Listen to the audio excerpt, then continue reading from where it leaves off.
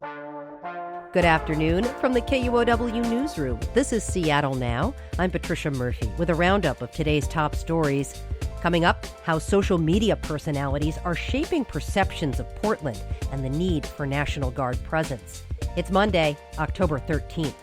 Before we get to the news, talk to us, Mariners fans. If you've been cheering the M's through their playoff run, we want to know what this team means to you. Leave us a voicemail at 206-616-6746, and you might hear yourself on the show this week. The government shutdown winds on. Officials at Seattle-Tacoma International Airport have declined to air a video in TSA security lines sent to airports around the country by the Department of Homeland Security.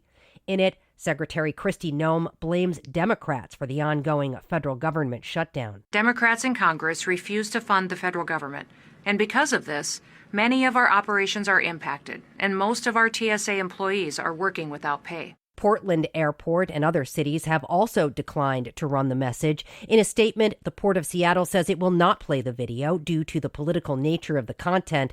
Officials there urged bipartisan cooperation to end the shutdown, now in day 13. Democrats and Republicans are at an impasse over health care subsidy cuts.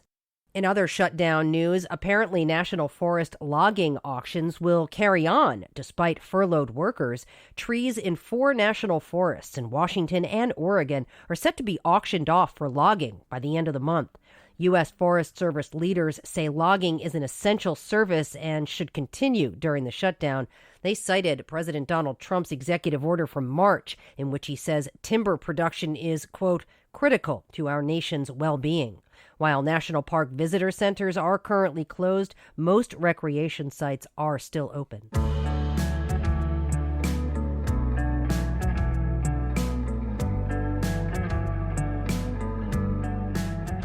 Hey, the Vashon Water Taxi just got a little more fun. It's running on Saturdays. Casey Martin reports.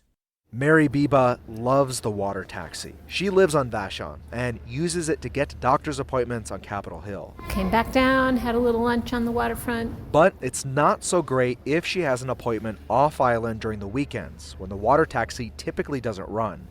That's changed. Now, people can walk or bike to Vashon Island on Saturdays with 7 sailings that day. And there's an extra boat on Friday nights. It's great for company and just going downtown to do an event, like the soccer game or the museum or just the waterfront's cool. Saturday sailings to Vashon are part of a year-long pilot project paid for by the state.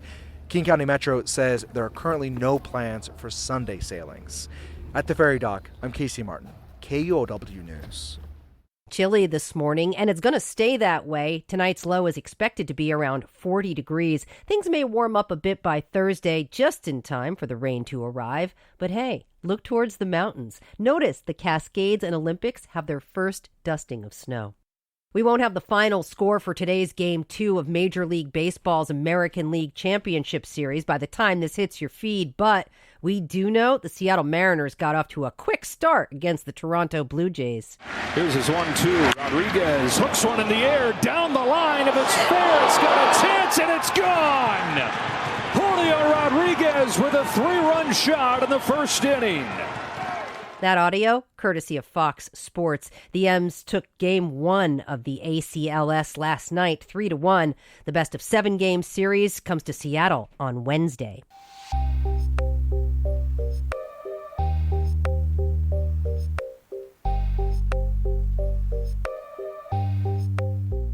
And now for our feature story. Social media personalities are shaping the public's understanding of a possible National Guard troop deployment to Portland.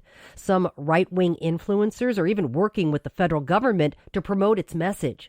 Oregon Public Broadcasting's Eric Newman has this report.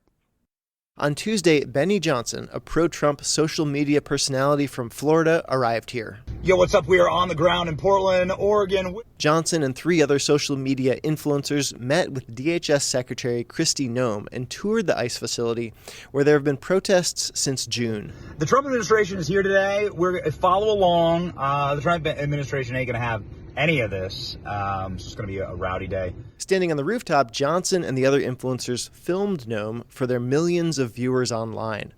But it wasn't rowdy. On the street below, around 20 reporters from local and national outlets stood behind yellow caution tape, along with a dozen protesters. It was a sunny fall day in Portland, far from the burning hellscape portrayed online. Still, influencer Nick Sorter warned Nome that she wasn't seeing the real story. This is absolutely nothing as to what it is at night, though. It's really bad at night. That sun goes down and it gets totally lawless. This kind of media access is an example of how the Trump administration is working with right-wing influencers to shape the public's understanding of events. Local media have not been given the same access when they requested it. A.J. Bauer is an assistant professor who studies media activism at the University of Alabama. He says the current Trump administration is working with these influencers to justify the president's actions. The streamers are actually counter-protesters themselves who are going and documenting the protests that they disagree with. The government is actually working hand in glove with those folks in order to promote the government's message. That is a new development. Bauer says right-wing influencers don't follow the journalistic norms of balance and independence. Instead, he says, they start out with an ideological vision of the world and then narrate what they see in a way that fits that vision. The consequences are that we've got two competing visions of reality. There have been almost nightly protests outside of Portland's ICE facility for months. Since June, the Portland Police Bureau has made at least 47 arrests, and federal officials have arrested dozens more, though not everyone has been charged with a crime. The protests themselves span just 1 or 2 city blocks. But these influencers spin a story that chaos is rampant, and now they're having the biggest impact possible by shaping how President Trump views the protests. They repeated that vision to him at a White House roundtable on Wednesday. The amazing thing is you look at Portland, and you see fires all over the place. You see fights and, just violence. It's just so crazy. And then Oregon officials have rejected the need to send in the National Guard. Matt Tardio is a conservative podcaster who regularly live streams these protests.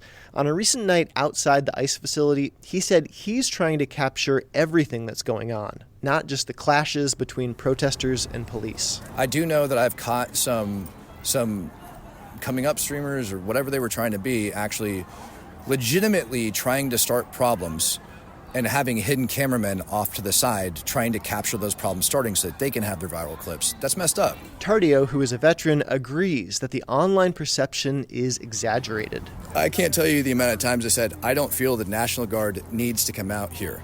But that hasn't stopped other influencers from repeating the story about a war-ravaged city that gets amplified by Trump officials and repackaged across the conservative media ecosystem. I'm Eric Newman reporting.